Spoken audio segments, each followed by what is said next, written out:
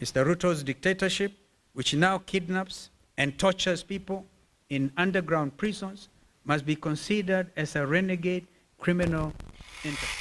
Public Service Cabinet Secretary Justine Muturi, in a stunning revelation during a press conference, outlined in shocking detail the harrowing tale of his son, Leslie Muturi's abduction on June the 22nd, 2024, while in the company of Embakasi West MP Honorable Mark Mwenje and driver Marangui Manyara.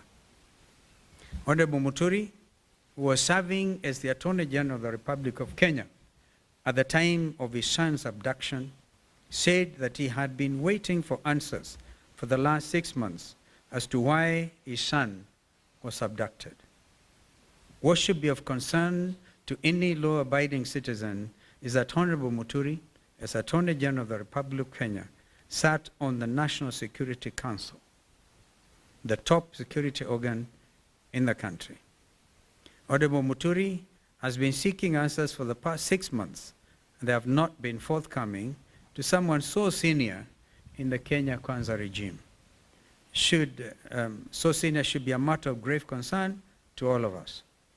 Following Honorable Muturi's statement, the Director of Criminal Investigations, Mr. Amin, invited the Cabinet Secretary to record a statement.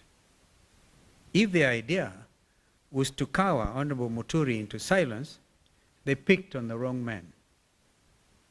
If the bombshell of the Sunday statement was not enough, Honorable Muturi's signed statement clearly and squarely pointed the blame at the main culprit behind the inhuman abductions.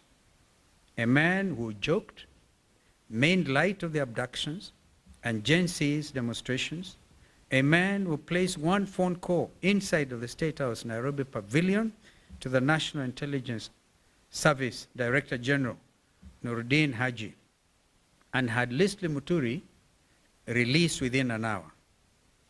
That man, as we have previously stated, is President William Ruto.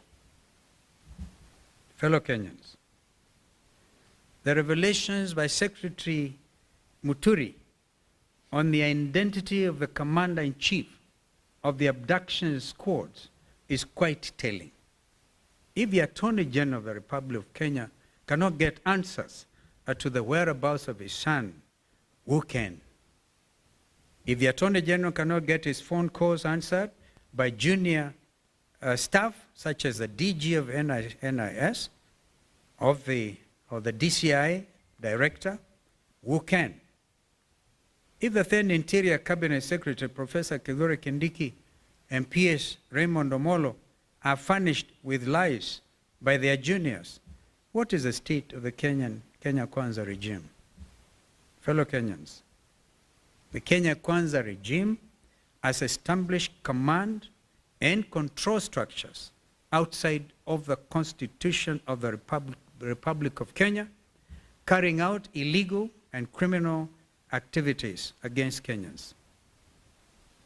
We have actually since established that some headquarters of this abduction squad was somewhere near Ruaraka. As we have previously stated, William Ruto is a commander-in-chief of the abduction squads. This has been clearly demonstrated by his own public pronouncements on the abductions, as well as those of his conceited cronies in government. Kenyans and the international community should read between the lines.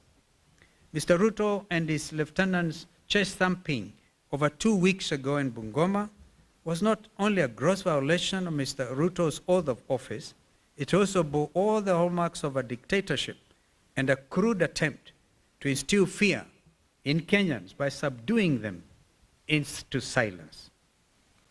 Mr. Ruto's dictatorship, which now kidnaps and tortures people in underground prisons, must be considered as a renegade criminal enterprise.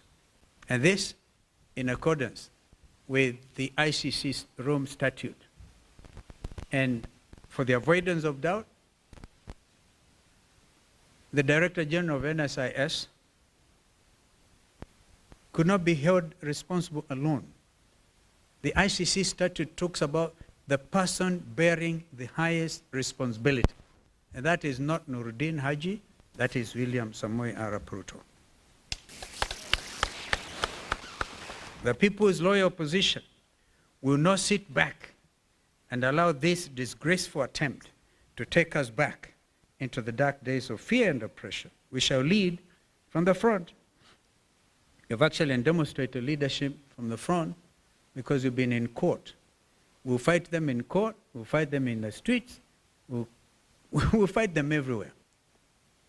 We demand that Mr. Ruto respects Kenyans and the oath of office he has sworn to preserve under Kenya's Constitution 2010. We also demand the immediate release of the remaining abductees. We actually have a date on the 27th with the Inspector General of Police, Mr. Kanja, before Justice Bahati Namui. And they know what the ruling was by Justice Bahati. If they will not show up on the 27th, he will cite, convict, and sentence on the spot. So nobody's above the law. Not even Director General Kanja or Director DCI, Mr. Amin. If Ruto refuses to respect and enforce Kenya's constitution and laws, the solution is straightforward. He should resign. And the world is changing. Just today or yesterday, a sitting president of the Republic of South Korea was arrested in State House. We celebrate this kind of development because people must be held to account. This is what the Gen Zs have been advocating for. Meanwhile, let Mr. Ruto and all others who perpetrate violent crimes against Kenyans know that they will not go unpunished. On the Independent Electoral Boundaries Commission, IBC, we have been very clear and consistent and followed the law at all times. Those who are barriers to the establishment of the IBC selection panel are puppets of Mr. Ruto. They bear the highest responsibility in the current constitutional crisis and an attempt to pre-rig the 2027 general elections. We will not allow that to happen. And I will ask my brother Kioni to respond to some of the remarks by some of these renegades who can even say they know how to manufacture presidencies beyond 24 years. These renegades must be called out.